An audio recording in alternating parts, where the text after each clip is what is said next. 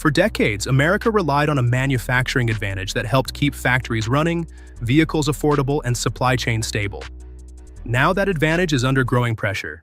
Canadian aluminum is increasingly finding new customers in Europe, while tariffs, rising costs, and geopolitical tensions are reshaping the flow of critical resources.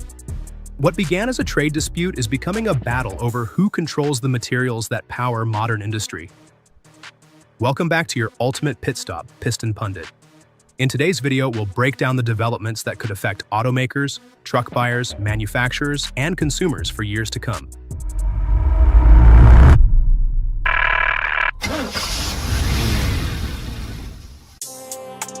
Number 5. North America's aluminum empire built on Canada.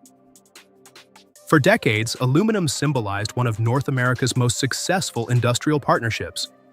The United States provided massive manufacturing demand, while Canada supplied large volumes of aluminum powered by abundant hydroelectric energy.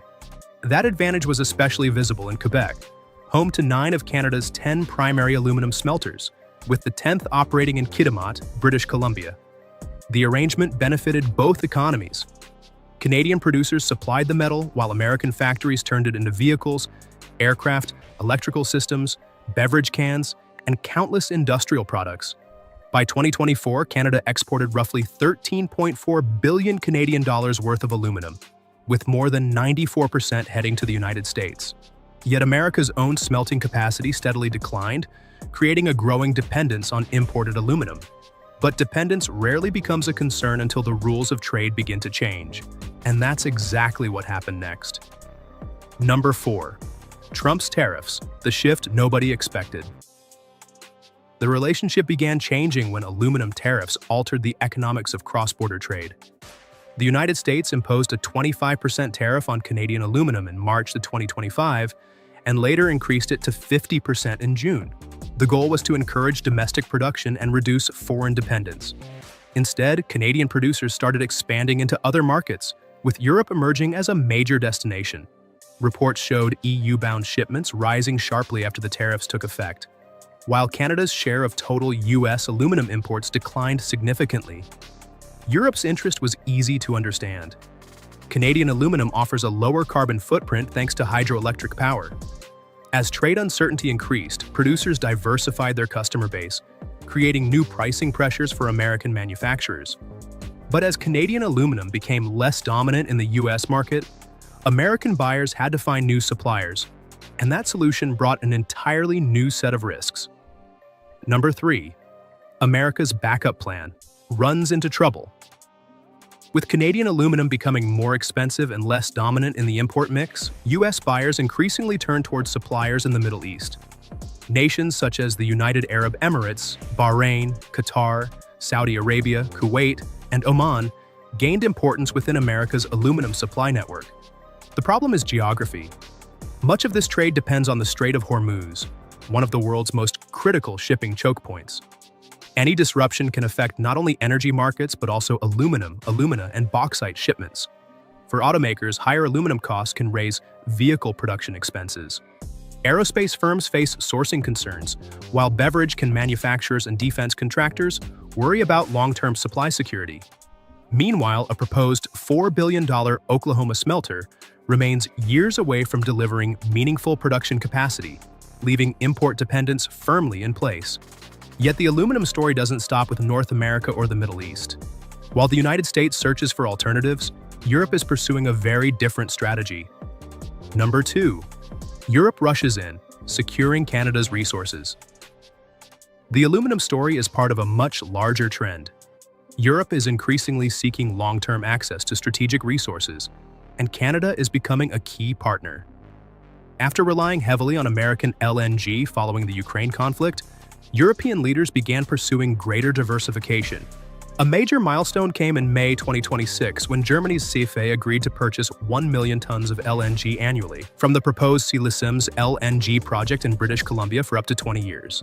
The project could eventually produce around 12 million tons annually. Beyond LNG, Canada is positioning itself as a supplier of aluminum, uranium, potash, critical minerals, hydrogen, and rare earth elements, strengthening its role in Europe's long-term resource strategy. Before we get to the number 1 development, take a second to hit that like button and subscribe to Piston Pundit. It helps us bring you more in-depth coverage of the automotive industry, global supply chains, and the trends shaping the vehicles we drive every day. Because while governments negotiate trade deals and resource contracts, the biggest question for many viewers is simple. How does all of this affect the vehicles sitting in our driveways? Number 1. The aluminum squeeze hits vehicle buyers. For automakers, aluminum is no longer just another industrial metal. It has become a critical material used throughout modern vehicle design. Manufacturers depend on it to reduce weight, improve fuel economy, boost towing capability, and enhance performance. Pickup trucks, SUVs, crossovers, EVs, and commercial vehicles all use significant amounts of aluminum. Ford's aluminum-bodied F-150 remains one of the best-known examples. While electric vehicles rely heavily on aluminum for battery enclosures, structural components, wheels, and thermal management systems. As aluminum costs rise, production expenses can increase. Automakers may absorb some costs initially, but over time, higher material prices can influence vehicle pricing, manufacturing decisions, and long-term investment strategies across the industry. And that's what makes this story much bigger than aluminum alone. Verdict: the resource war, only just beginning. The latest picture is becoming increasingly clear. America still has access to aluminum, but the advantages it once enjoyed are facing new pressure. Tariffs, higher premiums, geopolitical uncertainty, and Europe's growing appetite for Canadian resources are reshaping established trade flows. Canada is not walking away from the United States, but it is actively diversifying. Europe is not standing on the sidelines either. Long-term contracts being signed today could influence industrial competitiveness well into the next decade. For automakers, truck buyers, manufacturers, and consumers, the bigger issue is not aluminum itself. It is securing reliable supply chains that support the next generation of vehicles, energy systems, aerospace products, and advanced technologies. Now, we'd love to hear from you. Do you think the aluminum tariffs are helping or hurting American manufacturing? Should the United States invest more aggressively in domestic aluminum production? And could Europe's growing partnership with Canada permanently reshape North America's industrial advantage? Share your thoughts and experiences in the comments below. As always, don't forget to subscribe to Piston Pundit and turn on notifications so you never miss our latest vehicle updates, industry analysis, and automotive news. Thanks for watching, and we'll see you in the next one. You can now check out any of the videos on the screen. There's plenty more to explore.